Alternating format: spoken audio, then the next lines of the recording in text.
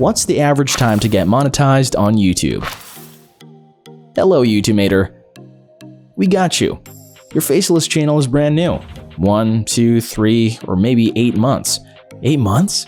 You may think it's too long to call it a new channel, and you haven't reached the milestone of 4,000 hours of watch time and 1,000 subscribers.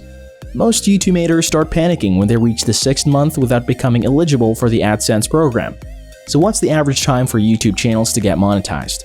For this topic, the research took some time. We had to watch a lot of YouTubers relating their own experience and sharing their stats, and what we found made us equally motivated and surprised. First, the average time for a YouTube channel to get monetized depends more on the number of videos than the time it was launched, and it's around 150 videos. Some managed to do it before, after 50 videos. Others had to be more patient, publishing constantly and trying to improve their content. Moral of the story, if you don't have 150 videos, there's no reason to worry. You're still on track. Subscribe for more straight-to-the-point information about YouTube automation. I bet you too have a question. Write it down in the comments below, we'll be happy to reply. If you like this short video, you would absolutely love the following one.